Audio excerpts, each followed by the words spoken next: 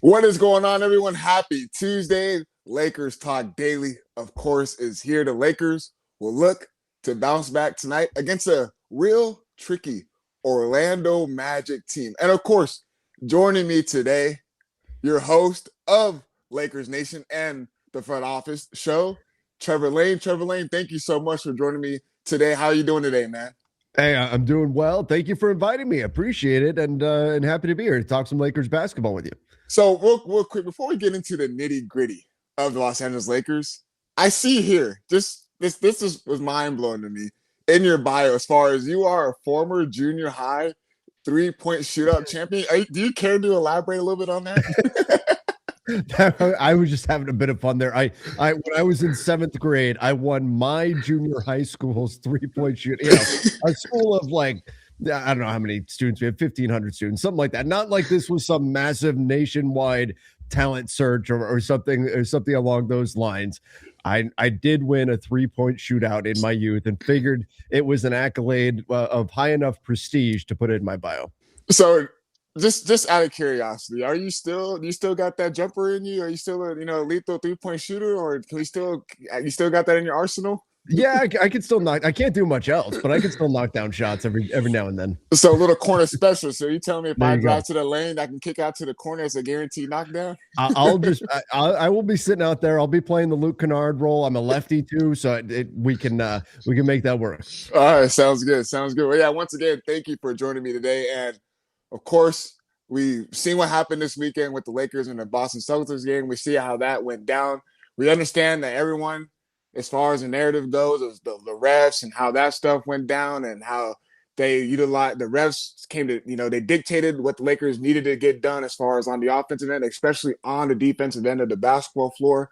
I personally feel like in that game, we get it. The referees played a big control in that, but the physicality, the lack of attention to detail, the energy and effort, I feel like that's what lacked going into that game against the Boston Celtics. Just a couple of thoughts on how you feel about that game.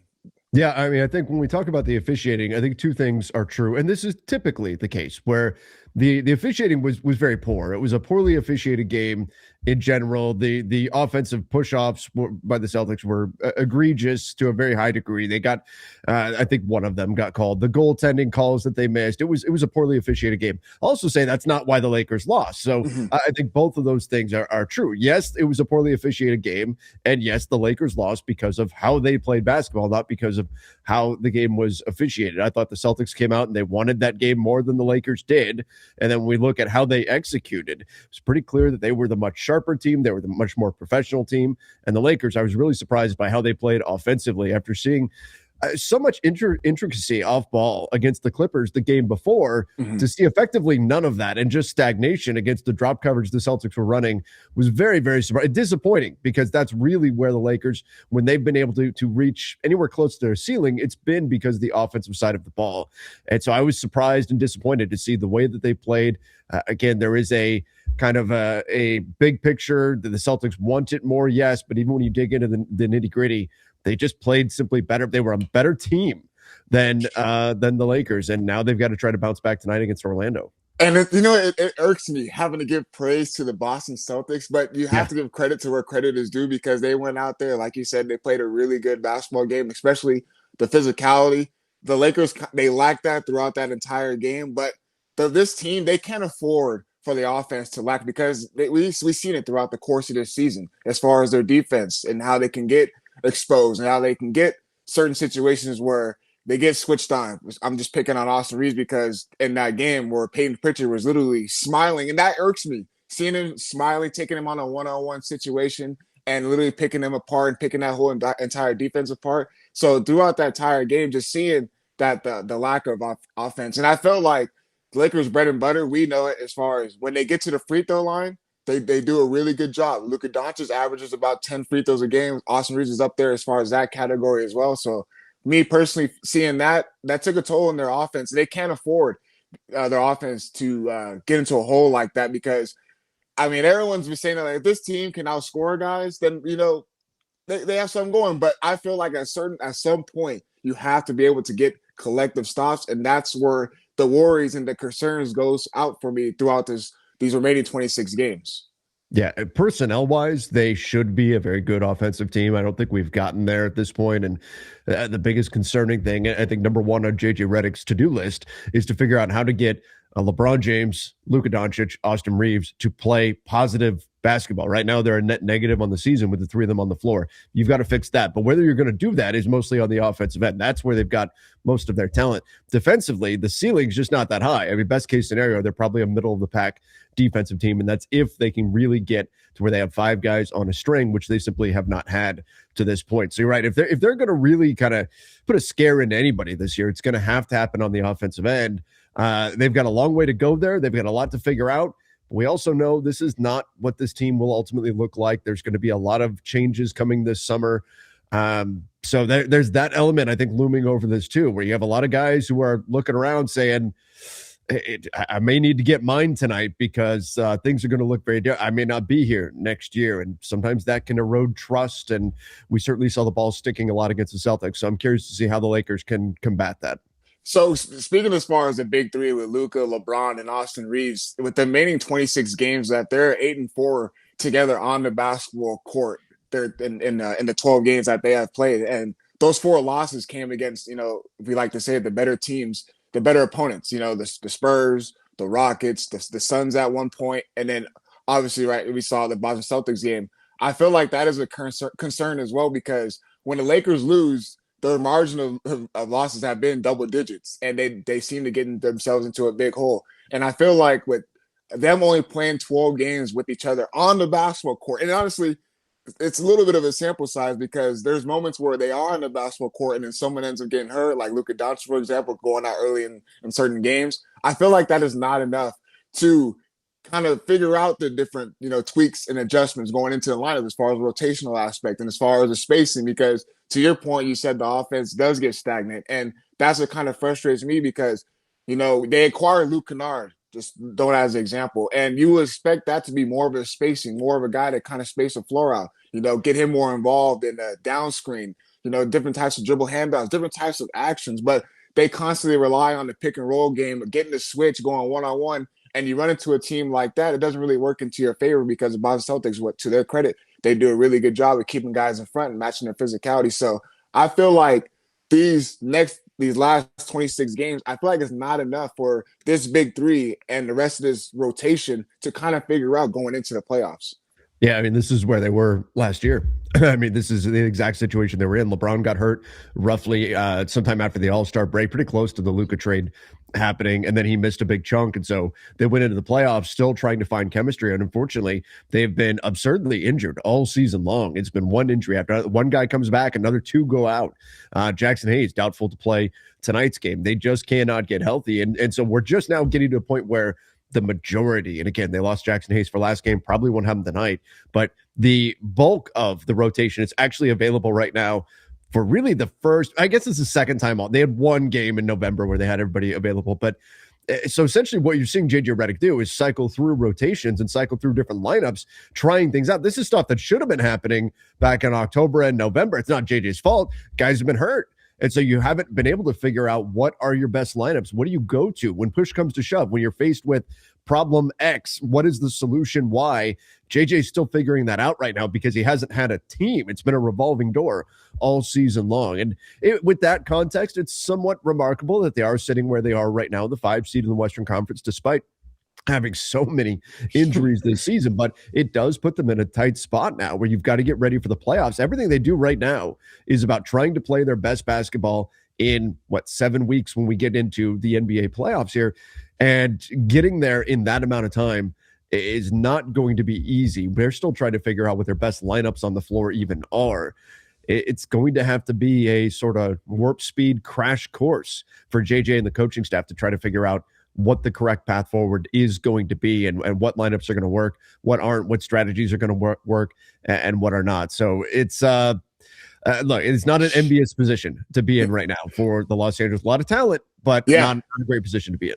So do you feel like going into the playoffs, as far as best case scenario, like what is the goal? What should be the goal heading into the playoffs for the Los Angeles Lakers? Should they try to get the highest seed possible, get home court advantage? Should they just try to avoid the play-in? Like, what it should be the goal going forward for the rest of the season for the Los Angeles Lakers, knowing that going into the offseason, they're going to have a whole different, like to your point, you said they're going to have a whole different lineup, different adjustments. They're going to have a whole different plan as far as building around Luka Doncic. So what should be their goal remaining this season?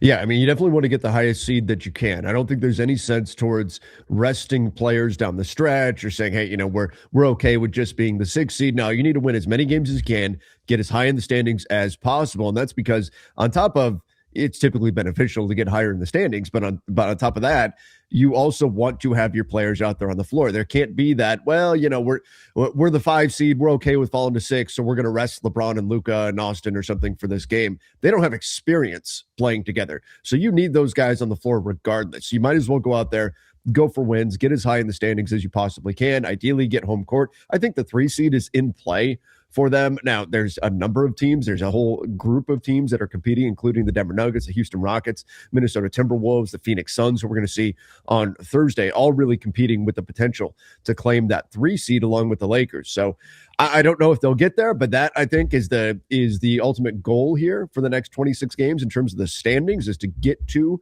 the 3 seed if they can.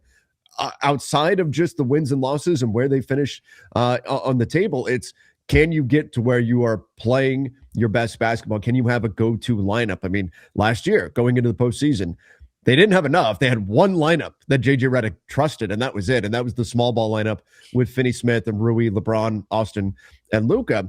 But J.J. needs to figure out which lineups he trusts. And that process is going to be very important over this next stretch, both for this season. And I don't think the Lakers have a long stay in the playoffs this year. I have them as probably a first, maybe a second round exit. You never say never with LeBron and Luka, but this is also about putting pieces together and saying, what is it that we want to accomplish this summer? What are the pieces that we want to keep moving forward? So there's a lot of learning that still needs to take place for the Lakers in the remaining 7 weeks or so of the regular season.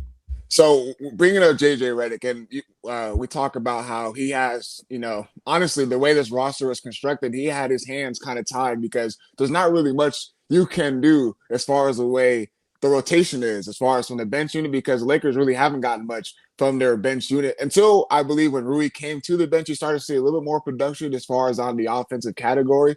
But a lot of people have been growing frustration with JJ Redick, and why does he make the necessary adjustments, or why is he not drawing up more plays, stuff like that. So I just kind of want to get your thoughts on how do you feel about JJ Redick? And a lot of people are saying that, if his job is going to be secure going forward for this Lakers franchise. I think it is. They selected him to be their head coach, not just to be their coach right now, but to be that for the future. And I think there was an understanding that there would be some growing pains. He had never coached before. So there's going to be a learning process for JJ as well. And the hope is that each year he will get better and better as a coach. In terms of what the Lakers have been running, like, he expressed frustration after the last game against the Celtics, saying we've got these plays to beat drop coverage and we just didn't run them. And he said that's on me. We needed to run these things and we didn't, and we haven't. And I think he's very self-reflective in that way. I think he can be a very good coach for this team moving forward, but he also needs the full complement of players. He needs to be able to see what's out there. I don't know that we've seen, and this was a criticism, I think, of Frank Vogel back in the day in his second season after winning a championship, and then going, 2 seasons in. Frank Vogel took a group that was ill-fitting post-Russell Westbrook trade, and I don't think he really magnified the talents and minimized the weaknesses of that group. And he was given a group that was completely the opposite of the type of team that he stylistically would want to have. And so I have some empathy for Frank Vogel for sure. But I think something is similar with JJ Redick this year with the team, where I don't think this team has at any point necessarily, except for maybe the beginning of the season, been greater than the sum of their parts. And that's what you get out of the best coaches in the NBA. You get coaches that will take players where you say, all these guys are okay, but is this really going to be a good team? And that coach brings them together and makes all the pieces fit in the right way. Again, to JJ's defense, he hasn't had much of the roster available this season. That's certainly part of it. But that's what I would like to see out of JJ over the next few weeks, this home stretch here, you need to get some statement wins. You need to prove you can beat some of the best teams in the NBA. But Mhm. JJ is going to need to show that he can arrange the puzzle pieces in a way that is going to create a team that is greater than the sum of its parts. Yeah, and that's why this offseason is very, very crucial, and it's going to be important to see what type of team they're going to build around Luka Doncic, because everyone, I'm personally on this stance, and we can touch on this on the other side as far as if you want to get the most out of Luka Doncic. I always say look at what the Dallas Mavericks were able to do when they had that finals run against the Boston Celtics. You had 3 and D wings, you had Derrick Jones Jr., you had PJ Washington, and you go in. You even had Kyrie Irving, another primary ball handler who can create his own shot and get the workload off for Luka Doncic. And then you have two different big men. You got Derek Lively and you had Daniel Gafford, big men who like to roll to the basket. They're good lob threats. So I feel like that should be not necessarily the same type of team they need to construct, but a similar identity as far as going forward with Luka Doncic. But before we touch into that, I got more stuff to talk with you as far as the Orlando Magic game tonight, because Orlando Magic are kind of a weird team. They have a lot of injuries in and out their lineup. They're still sitting 30-26. We'll talk a little about that in these next couple of games for the Lakers. But before we do any of that, gotta let my partners at Pachanga give you guys a quick word. At Pachanga Resort Casino, you can rock and roll, sip and slide, twist and shout. Play your perfect combination at Pachanga Resort Casino, official Indian gaming sponsor of the Lakers.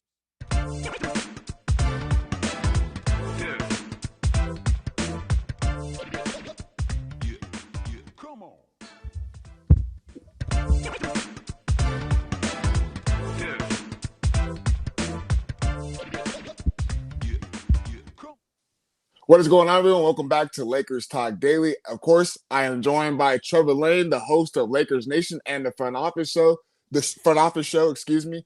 So, Trevor, before we got into the break, I mentioned as far as heading into this offseason and getting the right roster constructed around Luka Doncic. Honestly, I feel like Austin Reeves will be back with the Los Angeles Lakers. So, going in, thinking about the plan and what JJ Redick and Rob Pelinka what they need to be doing and what they should do to acquire the right pieces around them. Ideally, what do you think they should go and target? And I'm not saying players, but what should be the right model for this Lakers team going forward? Yeah, I mean that Dallas model that Luka had is pretty similar to what they should be trying to ultimately accomplish. You need guys who do all the other things. Luka is going to handle the ball. Luka is going to score the ball. Luka is going to set guys up, get guys shots, and Austin Reeves is going to do those things as well. We don't know what the future of LeBron James is going to look like. That's certainly another big topic to get into at some point. But when we look at what the Lakers need, ultimately you need to put as much switchy, athletic defenders on this team that can also shoot, because that's been the biggest problem for the Lakers for not this season, for years. Yeah. Years now. The Lakers have been struggling to find players who can play both sides of the basketball. And this is very much a have and have nots league. And that is certainly applied to superstars mostly, but it's becoming a league of who has two-way players and who does not. And the teams, even the teams that do, want more of these guys. Every team that can get a switchy defensive, particularly wing player that can also shoot, teams will stack those players up as much as they can. And the Lakers, I don't know if they even have one of them right now. You have to, and they're projected to have more cap space than anybody in the NBA, but it's a very tall task for Rob Pelinka this summer. He has to land not just a number of starting caliber players this summer, but he has to land a very specific skill set. You could use certainly a point of attack guard while still being able to shoot. That's the key. You could need probably multiple wing defenders. Plus, I don't think DeAndre Ayton is the long-term fit at the center spot. Jackson Hayes, more than fine with him as your backup. But I also think you need a starting caliber big man that can be a true lob threat for Luka. So it's a pretty long shopping list. Yes, the Lakers are going to have cap space, but it's a weak free agent class, and there's a lot that the Lakers need to get done. So I think the pressure is going to be on the Lakers front office to see what they can do this summer. The shopping list is long, and Rob needs to deliver. And I'd like to see them go into next season truly ready to go. The challenge is the type of player they want, the type of players I'm describing. Every team is looking for that player. And so let's see what they can do. And that's another thing that we have to kind of get people to understand is that, like, realistically looking into this free agency, some names that popped up. I know Peyton Watson is a restricted free agent, Tari Eason, guys like that who are a deal. 3-and-D wings. Peyton Watson has elevated his offensive game going into the season for the Denver Nuggets. He's taken on a major role. And one thing I try to, get people to understand is that, yeah, Lakers should target guys like that, but other teams around the NBA are going to try to get those same exact type of players. So it's up to, again, how the rest of the roster is going to be looking as far as to pitch those ideas for those certain players to come to Los Angeles Lakers and play with Luka Doncic. But to shift a little bit of gears here, Lakers got their Orlando Magic tonight. The Orlando Magic are sitting at 30-26, but they're the same type of team as far as physicality. I know Coach Mosley likes to get his guys that like to do a lot of on-ball pressure. They like to pick up. They like to speed guys up. Curious to go into tonight's game. Would you consider this a must-win game for the Lakers to kind of get back on track for the remaining 26 games of this season? Yeah, I mean, I really didn't like the energy we saw against the Celtics. James, where they said they disrespected the uniform. And I think the way they played in front of the Showtime Lakers, that was there to honor Pat Riley. It was borderline disrespectful, right? We saw a team that just did not have much fire in them whatsoever. They need to bounce back in this game. And this is not just from a record standpoint, but from the mentality, the psychology of this team. They need a bounce back performance. And against this type of team, the Orlando Magic are the type of team that can put a lot of pressure on you on the perimeter. As we're speaking now, Jalen Suggs is still listed as questionable. Mm-hmm. I would assume he's probably a go. He can create problems for the Lakers defensively. So it's you've got kind of a threefold situation here in terms of what's on the line. You've got, number one, the standings. It's important to keep up with standings in the Western Conference. Yep. Number two, you've got the Lakers coming off a bad loss, which they didn't look good. Fans are not happy with them for the way they played, or frankly did not play. But then number three, there's an element of this where they need to show and find a way to beat these kinds of teams, the kind of teams that have a very aggressive, very switchy perimeter defense. They've struggled against those kinds of teams all year. Guess what? That's the kind of team they're going to see in the postseason. Mm-hmm. So that's another layer to this, that they've got to be able to overcome this hurdle against this specific kind of team. And it starts, tonight against Orlando. And so looking forward to their schedule. I know we shouldn't be looking forward because it should be one game at a time, because you never know what version of Lakers you're going to get on a night-to-night basis. But just seeing that, these next couple of games, of course, the Magic tonight, they got the Phoenix Suns, who have been without Devin Booker. They are without Dillon Brooks, who broke his hand. He'll be out of 4 to 6 weeks. And then the Sacramento Kings. And then you also got the New Orleans Pelicans. So people said that going in for these next couple of games, this stretch, the Lakers should go and probably most likely get in there and be undefeated to kind of get their standings and kind of climb up in the Western Conference standings. Are you in with that as well? Yeah, I mean, look, if they beat the Sacramento Kings, that's not going to tell us a whole lot about the Lakers and where they're at. You beat Orlando, you beat Phoenix. Okay, now we're talking. I know Phoenix is going to be shorthanded, but now we're talking about beating the types of teams that have given them problems in the past. That's the biggest thing. Yes, in terms of the record, they have to stack up wins. You have to. You have to keep pace in the West, and they've got to stack these wins. You've got to take advantage whenever you can. You're going to have some really difficult games between now and mid-April when the season ultimately ends, but or the regular season does. But yeah, got to get these wins and need to have some statement wins. Because right now, I think that's where most Lakers fans are at, where a lot of people are at about this team. It's, gosh, they play the better teams. They stylistically play these teams that they struggle with, and they just can't seem to figure it out. They have to prove to themselves, perhaps, to Lakers fans, that they have the ability to step up in these bigger games against these opponents that present some real challenges for them. They have so many double-digit losses to these kinds of teams. They've got to get some true statement wins. I don't think beating Orlando is going to calm anyone's nerves. I don't think that's going to be necessarily a moment where people say, okay, now they've figured it out. But they need to stack up at least some of these wins against some of the better teams before they get into the playoffs. So, yeah, this is, in other words, that's my long-winded way of saying, yes, this is basically a must-win game. No, for sure. And it's just, I just keep going back to the way this roster is and how they come in sometimes on a night-to-night basis. And I'm not gonna lie to you, I've grown a lot of frustration with DeAndre Ayton, especially when the Lakers first signed him. I know a lot of people were like, oh, they did. Lakers, again, they had their hands tied. They didn't really have much wiggle room to acquire the true so-called big men that they need for this team to move forward. They acquired DeAndre Ayton. They got him for a really good price. But ideally, that's where the frustration comes into, because you brought it up as far as the small ball lineup last year that they tried to do with Dorian Finney-Smith And they ran into a Minnesota Timberwolves team who has great size. They got Rudy Gobert, Nas Reed, Julius Randle. Even Jaden McDaniels has good size. And they ran into a team like that, and they got exposed because they didn't have the size. They were getting out rebounded. And looking into the previous game against the Boston Celtics, it was the same thing that happened. They got out rebounded, second chance opportunities from Neemias Queta, and he was kicking out right back and they catch and shoot three.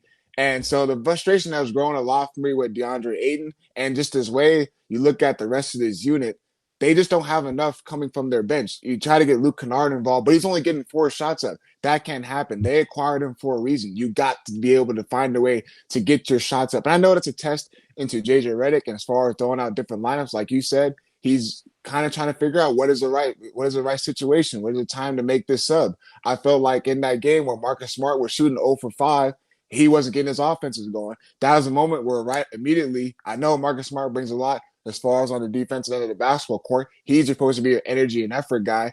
But in a moment where your offense is stagnant, you're not getting those shots up. Luke Kennard is someone that you got to be able to throw in there in a moment to see if you can start to get the offense flowing a little bit. So I've grown a lot of frustration as far as DeAndre Ayton, certain rotational guys, because they're not coming in there. I understand the big three, you need the most out of them to get the most out of this team. But I think that's just where I'm at with this Lakers team. I just don't feel like this is not these remaining games are not enough to figure out going into the postseason and be ready to go. Yeah, I mean, ultimately, this roster is not the long-term roster, right? This is not what they're going to stick with. To your point about DeAndre Ayton and some of these other guys out there, it's a low motor players just don't have a place playing a lot. Luka is not a freak athlete. Austin Reeves is not a freak athlete. LeBron James is 41 years old. You need guys around them that are going to fly all over the place. And people will say, "Oh, well, that's Jared Vanderbilt, right?" Yes, but he can't shoot. That's the problem. You keep running into this where you keep the type of player. Marcus Smart is going to be all hustle. He has games where he can't shoot. Some games he can, but he has a lot of games where he can't. And we saw that last game.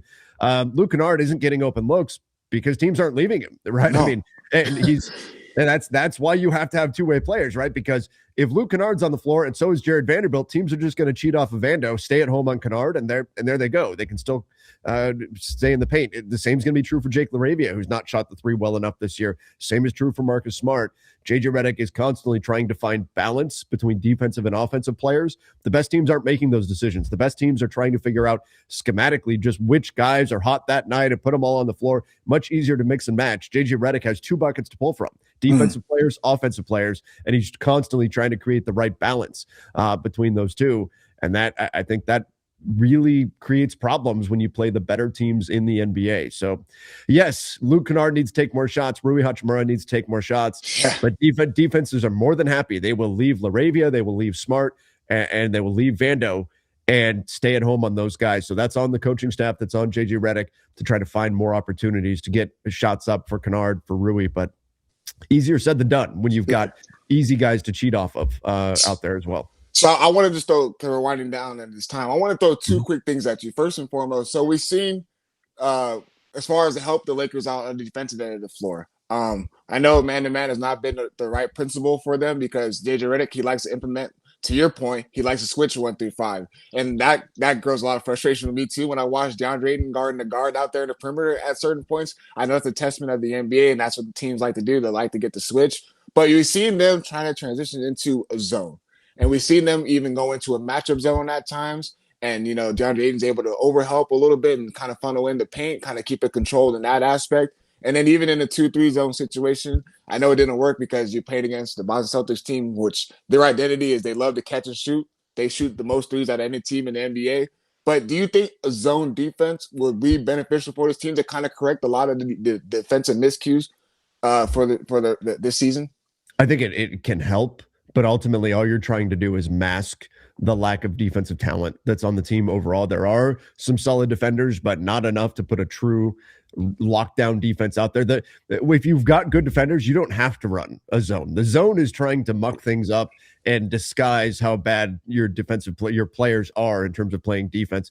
But we're also starting to see teams are very prepared now that we're a month into the Lakers throwing in a high mix of zone. So now you're starting to see teams run zone beaters as soon as they're prepared for the Lakers to go to the zone defense. So this is not going to fix things. It's important to have more pitches in your arsenal to throw at a team, and the zone defense can be one of them.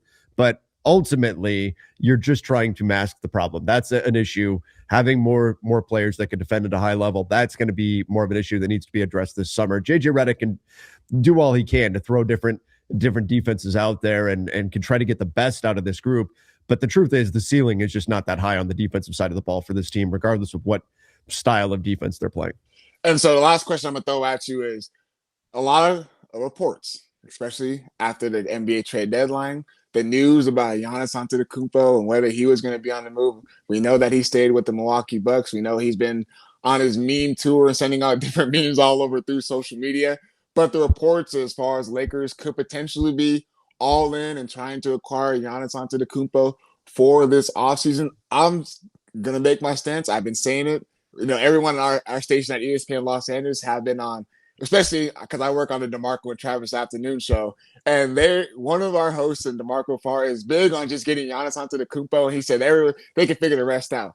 I'm on the stance as far as there's no need to try to acquire another superstar like Giannis and try to pair him up around Luka Doncic. I felt like the motto of you need 2 to 3 superstars in order to be legit contenders in the NBA. I feel like that motto, I'm not saying it's ran its course, but it's not as common as you look at how other teams are constructed. I do feel like the right model for this Lakers team, we said it already, 3-and-D wing guys who can switch, can be switchable defenders, but also can keep the spacing on the floor, be able to knock down a three-point ball consistency, and you have actual big man who you can call your legit starting center. So I feel like that should be the model going forward for Lakers, not trying to get Giannis Antetokounmpo and try to go all your chips and trying to get him. Where do you want in that stance with Giannis Antetokounmpo and the Lakers potentially trying to go all in? Yeah, when you talk about that kind of roster build, ironically, that build was really popularized by the 2019-2020 Lakers. 2 stars and depth that can defend at a high level and provide enough shooting on the perimeter. It's how they won the championship. But when we look at the pursuit of Giannis Antetokounmpo, number one, it's in the Lakers' DNA to go after superstars. So I fully expect that they will do that. They are going to pursue Giannis. However, my concerns about pursuing Giannis are twofold. And concern number one is, let's say you get Giannis. You trade your 3 first-round picks. You use all of your cap space. You absorb Giannis. Trade your 3 first-round picks. Off you go. What does the rest of your team look like? Do you actually have enough left over to build out the rest of your roster? Now, that's assuming that you keep Austin Reeves. I mean, you may even have to try to sign and trade Austin Reeves if you go get Giannis, because you're just not going to have the depth otherwise. You almost have to, in that scenario, turn Austin Reeves into like 2 or 3 rotation level players. Otherwise, your depth is going to be Luka, Giannis, Austin, and then a bunch of veteran minimum guys. And you're just not going to have a lot of spending power to really build out a proper roster outside of that. So that's a concern in and of itself. My other concern with the Giannis pursuit is that he cannot actually sign his extension with the Bucks until October 1st. And if there's one thing that Giannis has not been during this whole saga, it's decisive. And my concern is that Giannis is not going to let the Bucks know in June what he intends to do when that contract extension is put in front of him in October. Giannis has to tell the Bucks, I will not sign the contract extension. That's what would push the Bucks to trade him. That may not happen till October. So the Lakers, do you check in on Giannis? Absolutely. He's Giannis. You have to. Of course, you're going to have that conversation, but you cannot put all your eggs in that basket. If you are waiting for Giannis Antetokounmpo to figure out what he wants and let the Bucks know, you could find yourself missing out on a lot of the other opportunities this summer. So I think they need to be very, very careful with the pursuit of Giannis. That needs to be one pathway they head down of many pathways they explore this summer when they're trying to build out the roster. They cannot be all in on Giannis Antetokounmpo because the decision may come far too late. And if you wait, you can be left out in the cold.